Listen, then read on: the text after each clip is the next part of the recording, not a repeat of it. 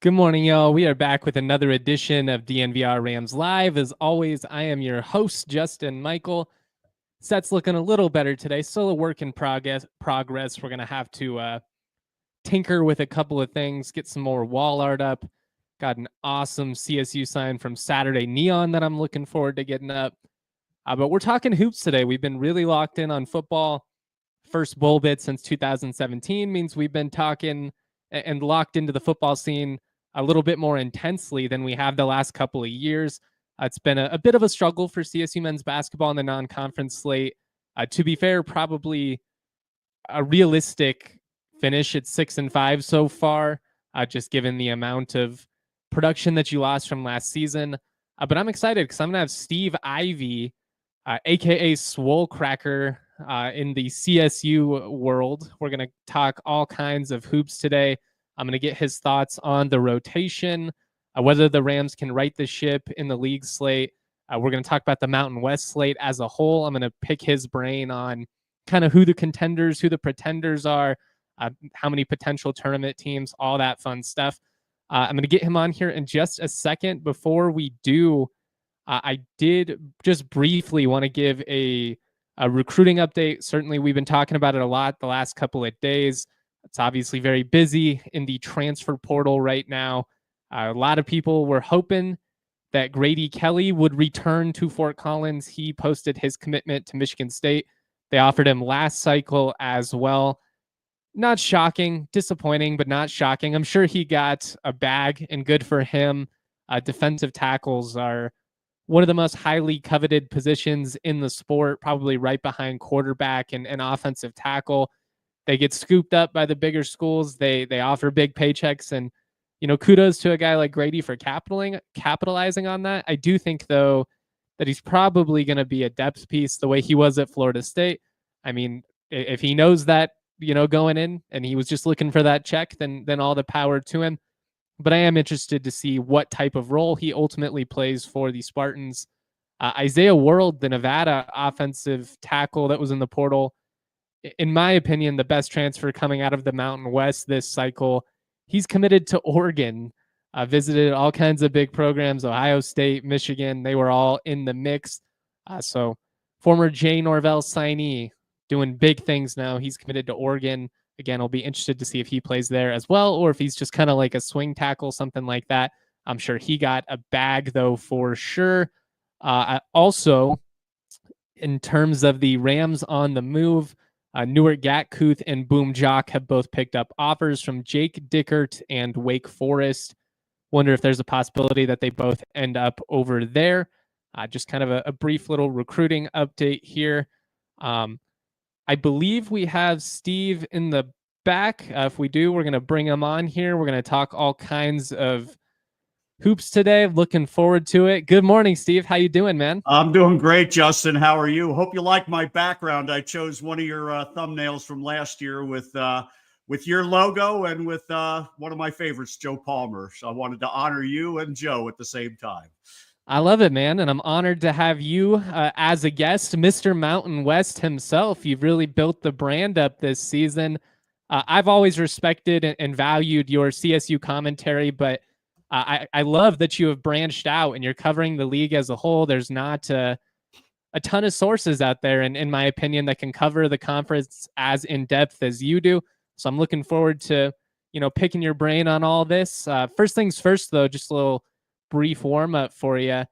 Are you a big holiday guy? I know you've been talking about holiday movies a little bit. Are you a big Christmas guy?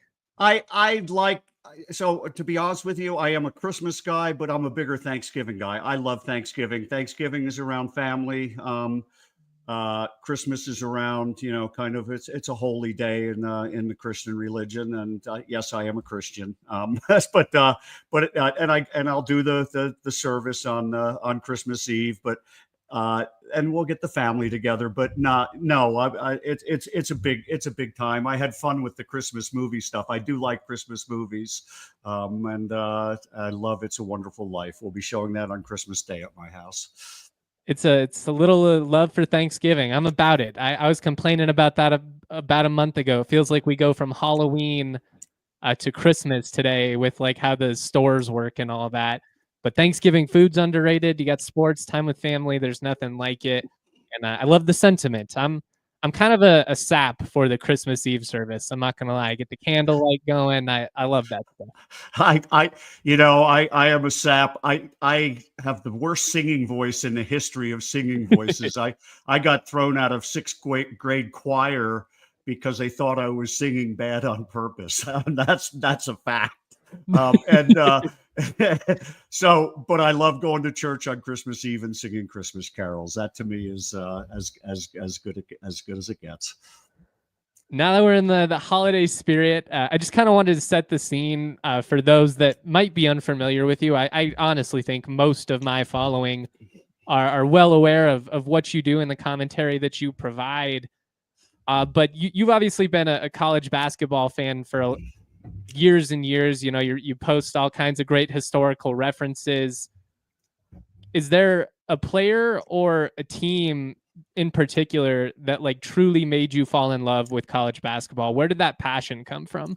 The team was 1966 University of Kentucky, who went through the season virtually undefeated. They lost one game at the end of the season, went all the way to the championship game and lost to Texas Western, who is now UTEP. The story of the movie Glory Road, yeah. But I was living in upstate New York at the time, and I had a wonderful, powerful AM radio, and I listened to Kentucky broadcasts that year, and I fell in love with them. I can still name the starting lineups for both teams in that game. It was a wonderful game. I was heartbroken at the age of 13 that Kentucky lost, but that was the team that made me fall in love with college basketball. The player, Pete Maravich. Growing up in the 60s, to get to watch Maravich play, and we didn't have TV like we have nowadays with every game on cable. But every chance you had to watch Maravich, you watched him, and to realize that over his career, he averaged over 40 points a game in the days when they didn't have 3-point shots. They just shot 2-pointers. Unbelievable. One of the joys of my life was I met a guy, Justin, from who lived in Loveland, who played against Maravich in high school. And he told me all kinds of stories about it. And, about Maravich taking a dribble across half court and throwing up a shot, and of course making about half of them. So it's like it was a thrill. But Maravich was the guy. I love it, little Pistol Pete.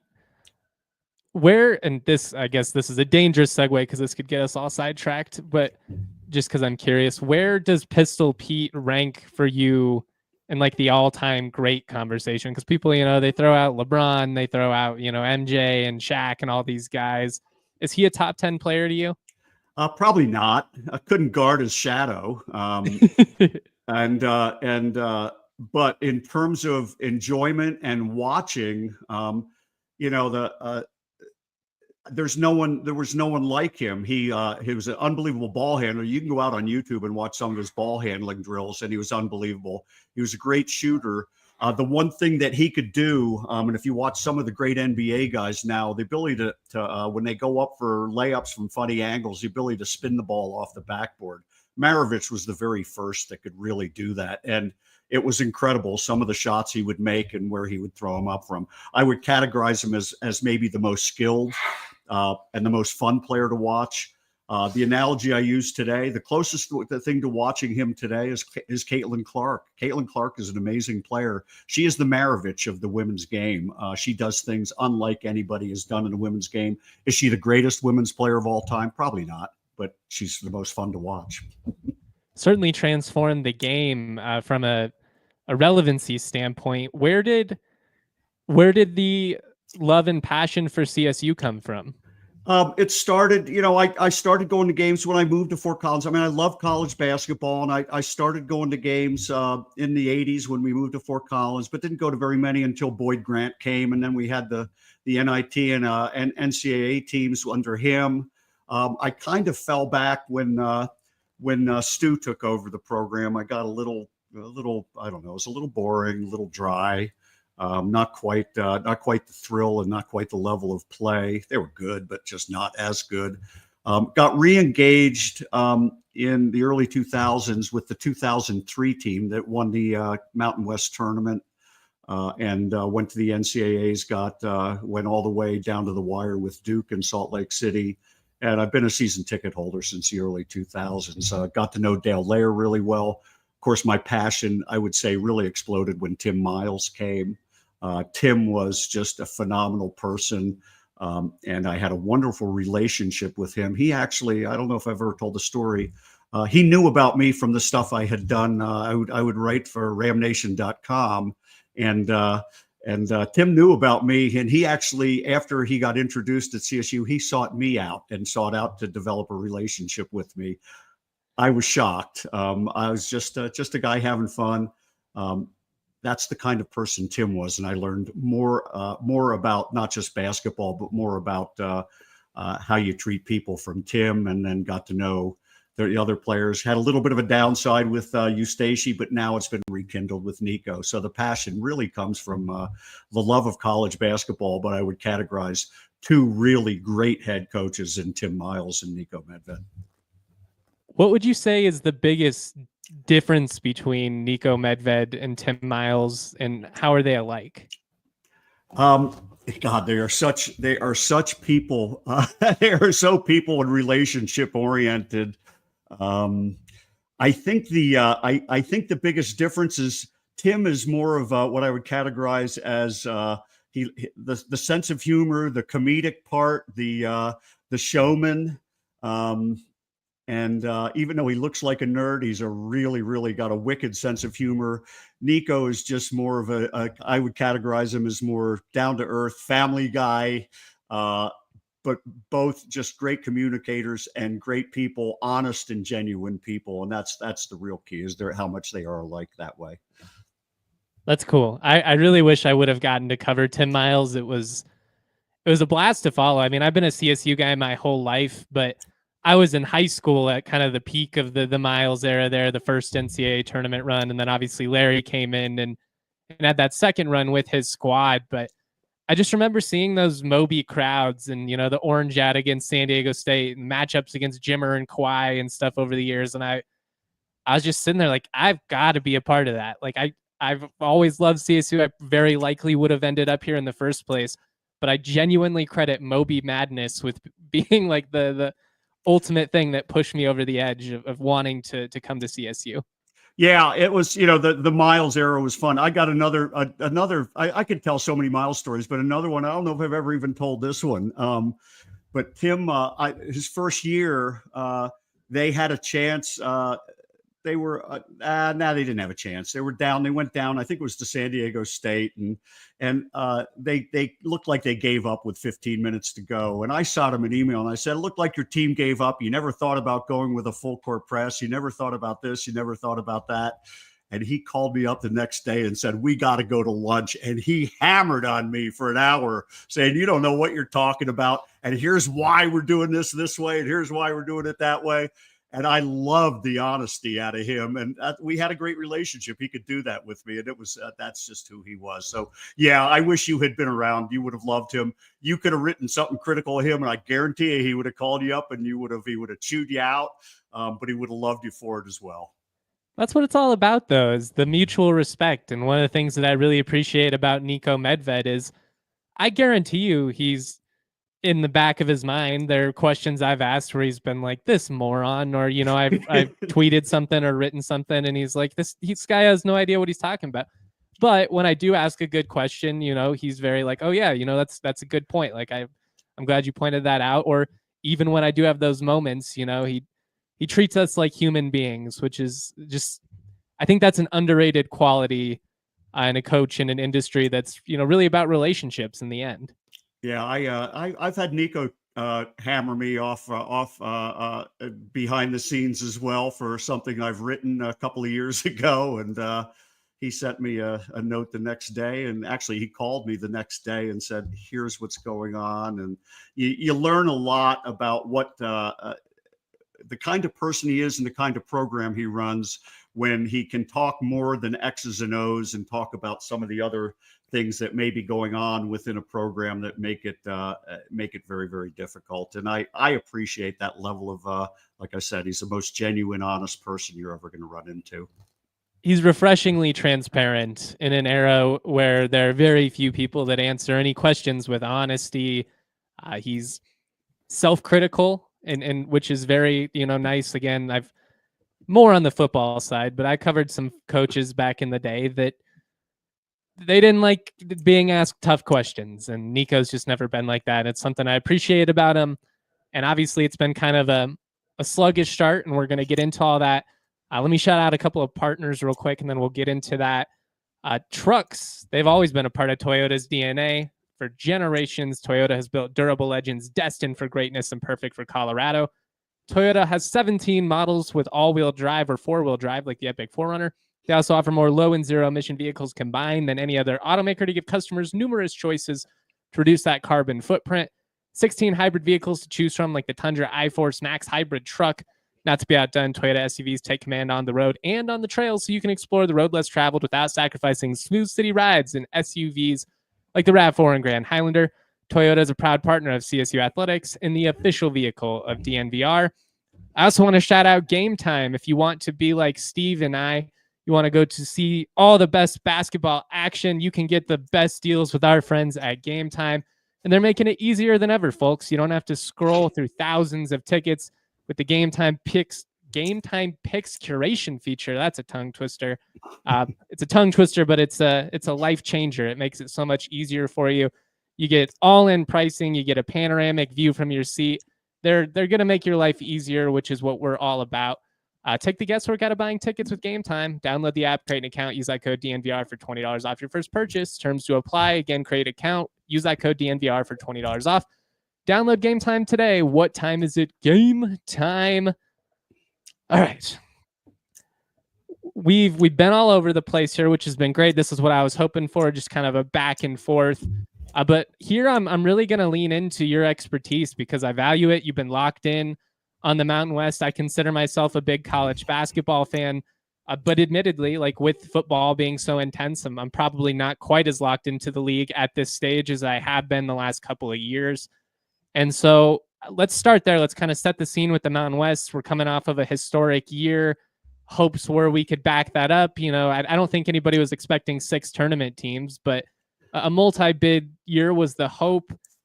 Is that still in play in your estimation? Yeah, multi-bid, I think, Justin, for sure. But I don't think if I were to pick a number right now, I would say 3 is probably the where the league is headed. San Diego State is back and in very, very good shape. A lot of people didn't pick them to finish in the top 3 this year. That was shocking to me. I get they lost so much, but just that brand at this point, I feel like deserves top 3. Yeah, you and I think that way, but a lot of other people don't. I mean, they're always going to be there at the end of the season. They have a younger team, but they picked up a couple of guys in the portal, and to date, they have some pretty good wins. They did lose at home to Gonzaga, who's a top 5 team, a chance of going to the Final Four again. So they probably have the best non-con record. New Mexico has a very, very good resume with the exception of one game, a home loss to a terrible New Mexico State team, and inexplicable, but they're right there. And then you have Boise, Nevada, Utah State. Utah State's been a little bit of a surprise. They finally lost their first game this week, but they played maybe just a little bit, not a weak schedule, but a little weaker than the other ones. Boise has some good wins. Nevada has some solid wins as well, but I think it's going to be. I think San Diego State I think New Mexico is going to come on, and then I'm still high on Boise State. I think those are the three to keep an eye on. If I had to put a knife to your back right now and said who wins the regular season conference title, where would your gut go? I'd go Boise State. I picked them at the beginning of the year. I think they have the veteran leadership, veteran big men. They have the most experience in terms of playing the Mountain West, especially on the road. Leon Rice does very well in the regular season. So I still think Boise is going to finish at the top. I think it's going to take 15 wins to win the Mountain West. I put Boise up there. I think San Diego State will continue to play well, but we know that they've gone to the 20-game schedule this year. They have to play more elevation games. They've always struggled at elevation.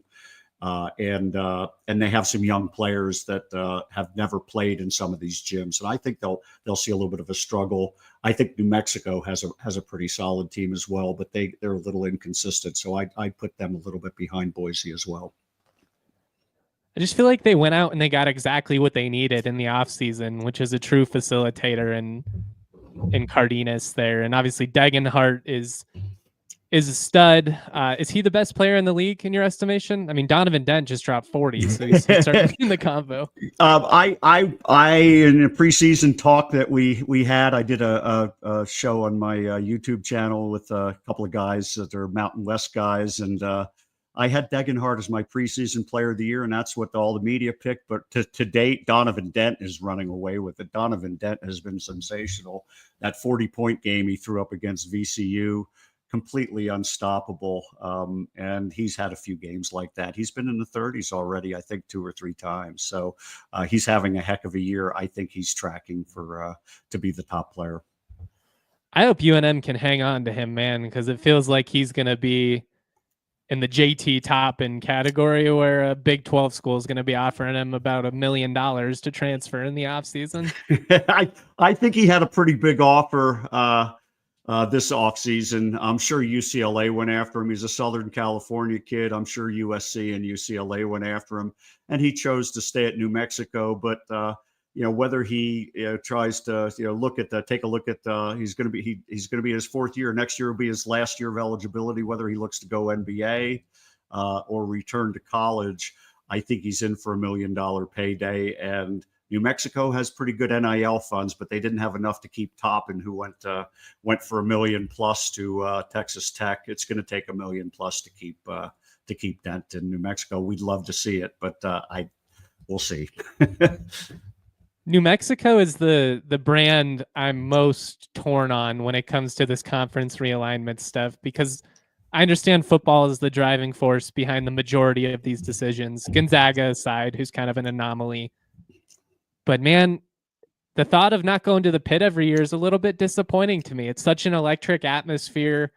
I hope I'm sure there'll be some communication about, playing in the non-conference and stuff like that. But I would have liked to have seen New Mexico hoops in the Pac-12 one way or another. I get why they're not, but I would have liked to have seen it. I'm with you 100%. They are the most passionate fan base in our region. There are great fan bases in San Diego and Utah State. And, when Moby fills up, CSU's got a great fan base. So I don't want to discount the other ones, but no one is more passionate. And the example I use, I did my Mountain West show on Wednesday night on my YouTube and X with Tom Moser. And we had over 500 people watching live, and it was because we were doing a post game of a New Mexico game. We had broken 300. We had never broken 500, and the number of views of that video that we did since the game is up over 5,000. So what an unbelievable fan base. I'm with you 100%. I wish we could figure out a way to keep them in the Pac-12. That's amazing, man. And you guys deserve it. If you guys have not checked out the Mountain West broadcast that Steve and Coach Moser are doing, make sure you check it out. They break down everything. Actually, I'm going to get him on the show at some point down the line as well. We're going to get into CSU here in just a second. Real quick, before we go any further, I wanted to also mention, because I did bring up my YouTube channel, the stuff we're doing.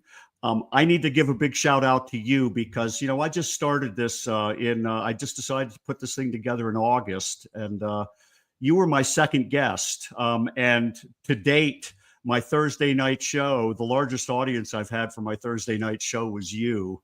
And I am so appreciative that you came on. You do such amazing work. I think the DNVR Rams content and the work you do is phenomenal. I'm glad people support you. But you've been a very large part of me building what I'm trying to do with my coverage of CSU men's basketball. So thank you very much. Thank you, man. That was nice and unnecessary of you. I'll send you a check for that one down the line. No, man, I love what you're doing. Genuinely, I've always been a fan of your writing, and you're a natural. You go on there and you break down the game. You have fun. I'm super into it, and I hope the entire league buys into it, because there's not a lot of great Mountain West coverage as a whole out there. So we'll be bumping it, and I'll come on the show again anytime you need me. I'd love to come on. I guess just kind of putting a bow on the Mountain West before we get into CSU specifically. Who is the biggest surprise to you, positively or negatively?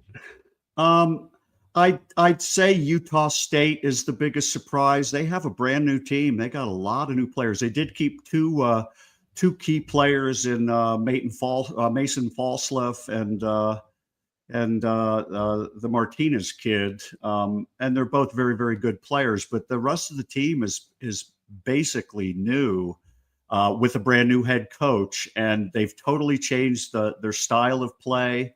They play a matchup zone defense, and they try and create turnovers and run, and they've done very, very well. I think they're going to fall off a little bit, but they've been a little bit of a surprise. I didn't think they'd be better than CSU at this point, and they have been. Utah State is one of those programs that throws a wrench into all of my logic when I preach patience and stability, and like so many people, they want to be San Diego State, and I point out, if you look at what Medved has done in this first decade versus where San Diego State was at in the first decade, like he's actually past what San Diego State has done. He probably inherited a little bit better. San Diego State was a mess before Fisher got there, but Utah State is this anomaly year after year. They keep losing coaches, they keep replacing their entire teams, and they come out and they win like 25 games and it throws a wrench into all of my, like, you guys, you got to be patient, you got to let them build it up. I don't know how they do it. I genuinely don't. Yeah, I hear you. I'm with you 100%. That's why last year they were picked for 8th or 9th place and they finished first in the regular season. This year I think they were picked for 5th or 6th, and they have a chance to finish in the top 3. I don't think they will, but they have a chance. It's wild. They're a fun team, but they defy logic to me. I guess now's as good a time as ever. We're almost a half hour in. We should probably talk CSU at some point. Yeah, I guess so. It's been a bit disappointing. I think also realistically, they're kind of right probably where we should have anticipated. They've maybe dropped a game or two that was there for the taking, but I don't think this team was going to, be 12-1 or 13-0 like, last year. But what has stood out the most to you? That can be positive, that can be negative, but like, what has stood out to you through November and December? Yeah, I'm with you. I thought we'd be a little better, a little ahead. 6-5 in the non-con. I thought we'd be closer to 8-3. Me too. Nico put together a good challenging schedule. They have some teams to grow against, and then there were 5 games that were going to be quad 1, quad 2 challenging games, and I thought CSU had a chance to go 2-3 or 3-2 in those games, and they won 1 game. They beat TCU, lost to Washington, lost to Ole Miss, lost to CU, and lost to VCU. And I guess it's being realistic. There's a lot of new players. They basically have 10 new players, including when you include a walk-on. They retained 4 players. The 2 critical players they retained, obviously Neek Clifford and Jalen Lake, and they'd been everything that we thought they'd be, and maybe even more. Kyan Evans and Rashawn Mbemba returning have both been important components.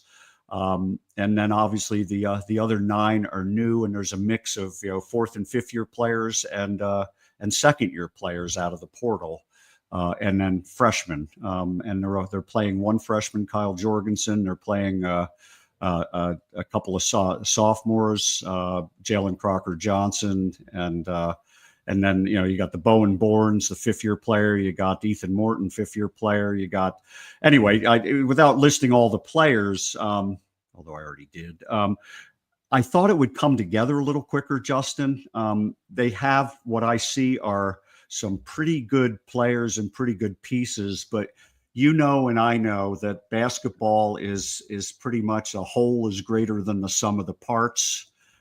This team has not achieved the whole being greater than the sum of the parts yet, and they're still learning. And there were a few factors in the early on that has made that very, very difficult. Rashawn Mbemba being injured for a good portion of the summer and not being able to practice. Kyle Jorgensen, a freshman big, he went through some stuff. Jalen Crocker Johnson, the other big, went through some stuff in terms of missing practices. And so, but the Mbemba thing was huge because it forced Jalen Crocker Johnson, who's a very talented 2nd year player that came out of the portal from Little Rock, 6'8", 230, freshman of the year in the Ohio Valley Conference. He had to learn the 5 position because Mbemba was hurt. And now that Mbemba is back, Crocker Johnson, in order to play, they're playing him at the 4. And so he's had to now learn a different position. And that transition has, it's made it so that his skills, he's a natural 4 once he figures out and learns the position. He's learning on the fly. He did not get a chance to practice it starting this summer. And so he's trying to learn it during the regular season now that Mbemba is getting healthy. That's been one of the things that's held him back.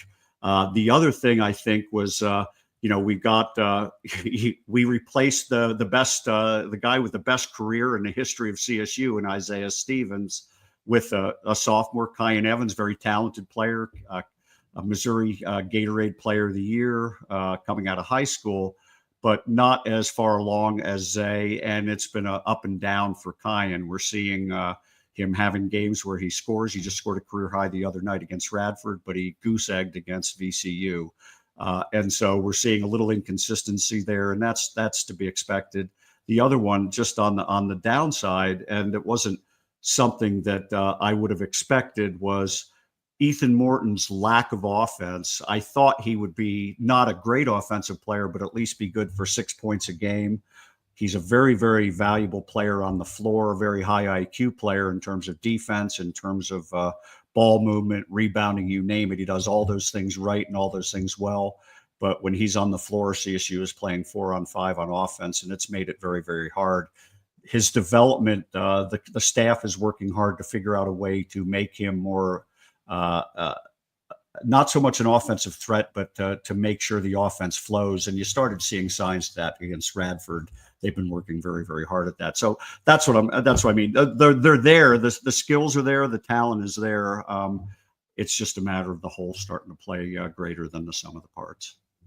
Yeah, I felt like you could see the pace in a way that probably wasn't true since that North Dakota game against Radford. Obviously not the highest level of competition, but they were a 9-win team coming in, so not a slouch either necessarily. It was encouraging to see that. I'm with you on the Morton stuff. It's a tough dynamic. I don't know what you do because, frankly, they're not a good enough defensive team to just not have him play at all. They need him defensively and on the glass. But the spacing gets so jacked up when they're out there 4-on-5, especially, and I think it's multiple factors. It's not just on Ethan. It's also you don't have a point guard that can create for himself anywhere on the floor the way that Isaiah could. I mean, that was such a bailout option for the last 2 years. Like, oh, it's a little bit sluggish. Zay, just go to the top of the key. We'll set here, and I'm going to get a mid-range jumper, and I'm probably going to make it, or I'm going to make a layup. And Kyan has a lot of skill, and he's flashed it, I think, particularly as a passer. But I mean, you're going to feel that when you lose that gifted of a facilitator and scorer. Absolutely. The one thing, and I've talked to Nico about this, last year, actually the last few years, the number of easy 2-point shots that this team got with Isaiah, not just from him, but the number of, I mean, how many layups, how many just wide open layups did he set up? And you don't see a lot of those easy baskets at the bucket this year. I did see sign, you know, and you know, Kyan is going to be very, very capable once he figures out, you know, I want to, you made a comment on X the other day about Isaiah being the smartest player, the highest IQ player you've ever seen. And I agree with you 100% on that. If we got to watch a guy who I always equated it to, you know, I grew up in Silicon Valley in 1980. I was working out there, and you know, you had Atari and Commodore computers on, and then you had Cray supercomputers. Isaiah was a Cray supercomputer playing against Atari and Commodore 64 players. You know, his brain just worked differently. His ability to change speed, change direction, all those different things. And it was always, he's processing every player on the floor and where the angle is going to be to make that bounce pass or the two-hand chest pass to set up a layup. Kyan doesn't have that yet. Whether he can get there, I don't know. But I did see a sign against Radford. He made a really nice, he penetrated into the paint one play against Radford and threw a wraparound pass for an easy layup by Mbemba. We got used to seeing that 5, 6, 7 times a game with Zay. As Kyan develops and he learns about pace, learns about change of direction, we're hoping to see more of that. But you're right on. He just doesn't quite have that yet. Zay's ability to change the pace too. I don't think people understand just how big that was. It makes you so much less predictable. He just constantly had defenses off balance, and as you know, like he's 3 steps ahead of you. You know, when you're reacting, he's already thinking about what you're doing or what he's going to do to your reaction, which he has already anticipated as well. So I mean, he's just that's exactly it. You're right. He's 3 steps ahead. He's creating, when he's working you, he's creating the angle for the pass, and you don't know it. And it's fun to watch him. Like, I know that's a lofty comparison, but it's just certain guys see the game differently than others, and it's just I don't think you can teach that. Like, I just think I'm sure it comes from a level of studiousness and like being locked in that way. But I also think some of that is just innate. He's savvier than you. Yeah, I agree 100%. And we're never going to see another one like him here. I don't care. And that's why I don't try and compare Kyan to Zay. I don't think anybody should. Setting him up for disaster. That's a stupid thing to do. You're never going to have a player like that. Kyan is Kyan. He's a good player. We had 15 points the other night against Radford.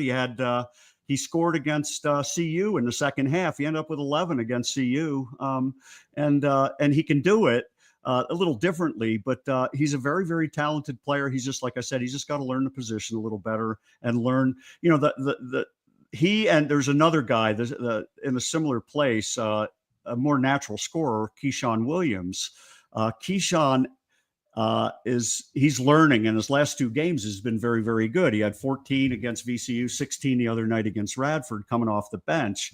Dynamic scorer, but he has to learn a couple of things. Number one, that in order to be on the floor, you got to play defense, and he's learning, and he's doing starting to do very well there.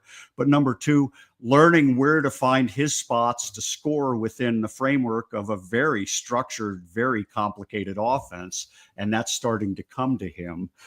It's starting to come to Kyan as well. And so that's the upside, is those 2 guys, in addition to Crocker Johnson, learning the 4 position, Mbemba staying healthy. That's the upside to the team we already have. We already know what we're going to get from Lake and Clifford. I want to stay on that. Real quick, let me shout out our last partners one more time, because I think that's a good place to take it. But it's the holiday season. It can be stressful. You got gifts to give. You've got stuff to put up. You've got people to satisfy. It can be overwhelming during those times. Our friends at Coors Light encourage you to choose a chill mindset. You might get worked up this weekend. We got the college football playoff. We've got Mountain West hoops action. You want to make sure you're a chill guy. When the mountains turn blue, it's as cold as the Rockies. Coors Light is cold lagered, cold filtered, and cold packaged for a smooth finish. When you embrace a chill mindset, it's a good time to choose chill and crack open a Coors Light. Get Coors Light delivered straight to your door with Instacart by going to CoorsLight.com/DNVR. Celebrate responsibly. Coors Brewing Company, Golden, Colorado. On top of that, you got to race on into our friends at Raising Cane's, turbocharge your order. Get yourself some delicious chicken fingers. They're served up fast, made hot and ready for you. The crispy crinkle cut fries, they do not miss. Some buttery Texas toast. For cooked order, hand battered chicken fingers, race on into Raising Cane's. Turbocharge your chicken fingers. Get them even faster by ordering online at raisingcanes.com or through the mobile app Raising Cane's Chicken Fingers. One love. Going off of what you just said there, I think, and I've said this from the beginning, this is a team that was always going to be a lot better come March than they were in November. And we are seeing some key pieces figure it out. Keyshawn Williams, played like 14 minutes over the last 2 years. Like, it's not surprising that it's taken him some time to find his footing, especially in a complicated offense, as you've alluded to. But they've tried a lot of different things with the rotation so far through the first 11 games. Who would be your starting five going into the league slate? So I lean toward a bigger lineup. My thought, and it's a little counter to Nico, but my thought, obviously, Mbemba. This team runs so much better with Mbemba at the 5. We've been starting Ethan Morton at the 4. I prefer Crocker Johnson there rather than him coming off the bench. Obviously, Clifford at the 3, Lake at the 2, and I'm fine with. I like Kyan at the 1 to start the game. I like Keyshawn coming off the bench, giving a dynamic scoring. I like Bowen Bourne coming off the bench as well. Gives a lot of maturity. I didn't mention Bowen yet. Bowen has a really, he's got a really high plus minus with this team. He played 10 minutes the other night. The metrics love him. He was the highest plus player in 10 minutes. He was a plus 14 in 10 minutes. The team does really, really well. He gets them moving the ball quicker. It flows better. There's better pace when he's out there. Absolutely. And so I failed to mention him, and he's an important component. I don't think you're going to see this major leap out of him like you'll see from Keyshawn, because like you said, Keyshawn hasn't played for 2 years, but Bowen's a good, steady, very solid performer. But my 5 would be those Evans, Lake, Clifford, Crocker Johnson, Mbemba, Keyshawn Williams and Bourne off the bench, and obviously Jorgensen is the big off the bench, and Ethan Morton off the bench as well. But the one thing, Justin, you can get into starters and bench players. Keyshawn played the 5th most minutes the other night. And so even though he came off the bench, he's playing, what I would categorize as starters minutes, and CSU will start doing more and more of that with him as he progresses, if he keeps going in that direction. Just like they played Jalen Lake last year. Jalen Lake was our 6th man last year, and he played starters minutes. He played between 25 and 30, and sometimes more than 30 minutes a game. So it depends on how they perform. So I don't get hung up on the starters as much as the minutes. I would like to see bigger lineups, and I think they're going to need bigger lineups in the Mountain West. I always find that, I've talked about that before on the show. It's funny to me how much of an obsession and how much we fixate on who's in the starting 5, because who's out there for the final 5 minutes matters a hell of a lot more than who's out there for the first. Yeah, absolutely. And that's one of the things, and I talked to Nico about this a few days ago. The ability to finish games. They were in a few of those games. The only games they've really been smoked in were the CU game down in Boulder and the game against Ole Miss back in South Haven, Mississippi. But the games they lost to VCU and Washington, they were in the lead at the under 8 timeout, and they just didn't execute. That's when we used to start talking about Zay time. Well, we don't have Zay time anymore, and this team needs to find itself and learn how to close a little better. Nico has always gone, it seems he gets very comfortable with small ball lineups, and he's been burned a few times with small ball lineups. But they've got to figure out a way to close a little better. And that's like you said, it's who's on the floor for those last minutes. They've got to get better at figuring out what the rotation needs to be there. Is Nate Clifford a 1st-round pick? Close. I don't know. I unfortunately, I think we see what happens when he's in a situation where you're playing 5-on-5 and he's the best player on the floor.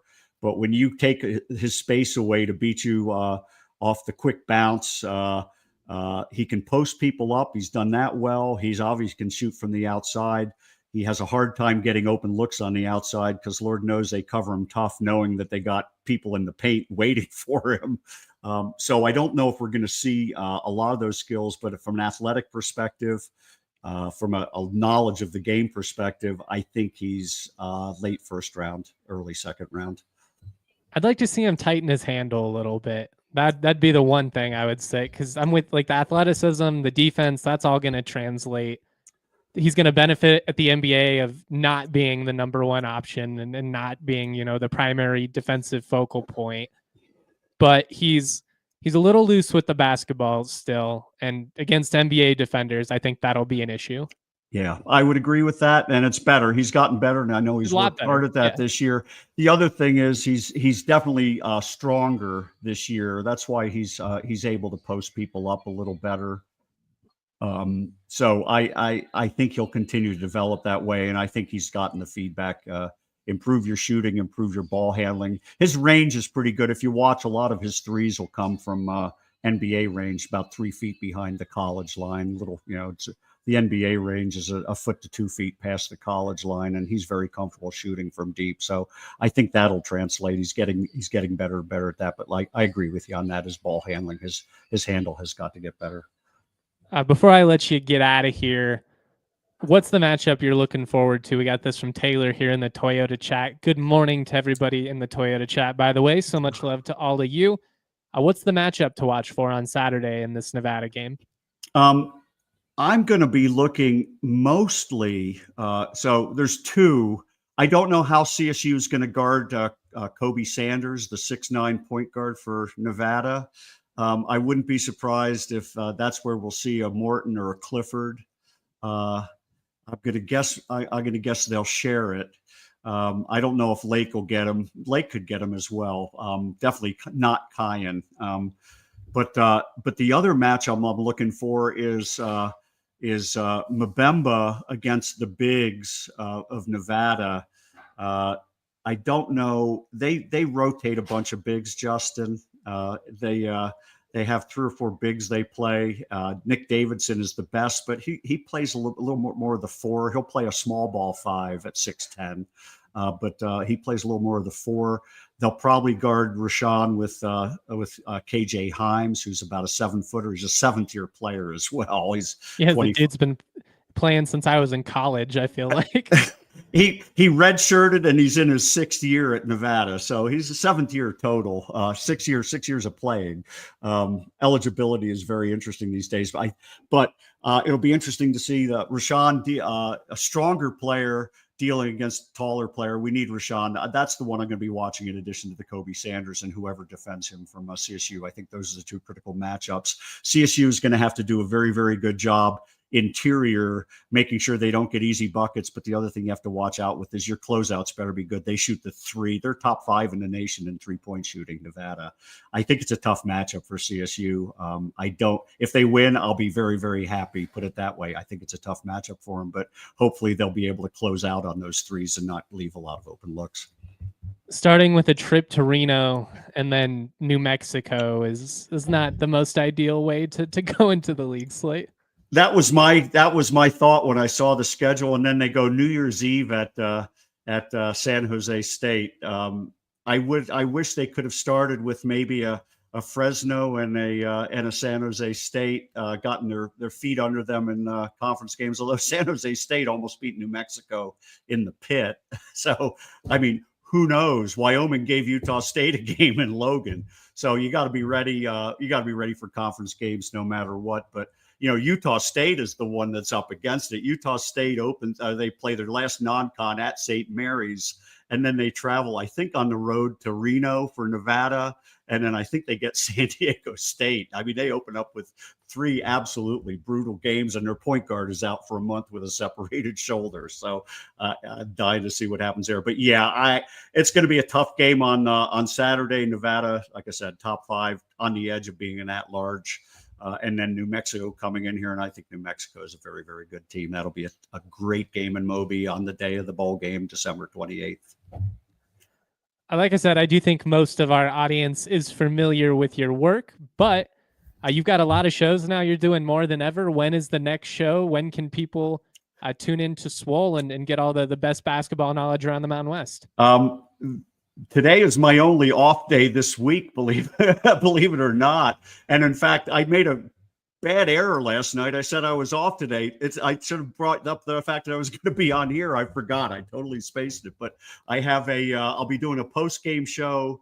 I do a post game show after every CSU game where sometimes I'll have a guest, a co-host to join me. And I'd love to have you on when you have the time. And if you want to come on tomorrow after the game, I don't know if you're busy, let me know. But I love to do it with a co-host, and we have fun just breaking down the game, and people are starting to get more involved. And then I'll do that Saturday, and then Sunday we'll do another Mountain West game with Tom Moser. I think we're going to do the Utah State St. Mary's game. That'll be fun. Utah State usually brings a lot of people as well to the shows, and we get a lot of people viewing that. And then I won't be doing my normal Monday morning show. I won't go on again until next Thursday. I have a great show planned for next Thursday. I kind of talked about it on my show last night, but I have a preview of the UNM CSU game, and I'm doing it with players from both teams. I'm doing it with Jalen Lake and CJ Nolan from New Mexico. They were high school teammates at Waxahachie, and they're still great friends. And I've been trying to set up this show, and then the timing of the New Mexico game worked out, and so they're going to appear on Thursday night before the Saturday game. And I would encourage people to tune in, Justin. I think it's going to be epic. Epic YouTube X. I'm on X now too, but epic because I have a mystery guest coming in that will break down Jalen's and CJ's games for us. I won't ask the players to break each other down because they're on opposing teams and playing on Saturday afternoon. So we won't get into any of game plans and scouting, but I have a great mystery guest who's going to come on, and we'll have some fun with the scouting reports on Jalen and CJ. I love it, man. Doing all kinds of great stuff. Make sure you guys are subscribed, locked in every post game. Steve is on there breaking down all the action, giving you the nuances, the little details. It's what it's all about, man. Thank you so much for coming on, and happy holidays, my friend. Hey, Justin, you're the best. You really are. I appreciate all you're doing. I love, like I said, what DNVR does as a whole, as a company. I love your work, your content creation on DNVR Rams. You know, I think of it as, content creation for, great content creation with just enough of an edge to keep it fun and interesting. And I love that kind of stuff. You're doing fantastic work. I appreciate it. Thank you so much for having me on. And like I said, you can come on and join me post game anytime you want. You just let me know, my man. Happy holidays to you as well and your family. I'll definitely be on soon, my guy. Much love, and thank you again for coming on. Before we get out of here real quick, I just wanted to say I'm excited for the college football playoff this weekend. We've got Notre Dame, Indiana tonight on a college campus in the snow. Are you kidding me? Doesn't get any better than that. I haven't quite decided who I'm rooting for in this college football playoff. I know everybody hates it. I am a Bama guy as far as the big brands go, so I don't have a horse in this race. I suppose I'll be voting for Boise. I mean, that would be cool to see them pull it off for the league, for the little guy, if you will. But I'm just so excited to see how this all turns out. I'll certainly be in it and locked in on that CSU Nevada game on Saturday afternoon. We'll have post-game takeaways, all that stuff you're used to. I'm about to catch up with Gabriel Jones, New Mexico State defensive tackle that's transferring into CSU. Going to pick his brain, so keep your eyes out on Spotify and Apple for that. Also hoping to have Tyler King from the Denver Gazette on either today or tomorrow to talk about CSU football going into the bowl game. Lots of stuff happening. Big shout out to all you guys for continuing to show love and support the content. I got so many well wishes this week, so many people checking in on me, making sure that I'm okay. It was obviously a tough week for us at ALLCITY Network. We lost some really good people, and it's been really hard. But the support that you guys show for me, it means the world. And as long as I'm still ticking, I'm going to be here making content for you guys. Enjoy your weekend. Stay warm out there. Happy holidays. Peace. We all silly like the mayor.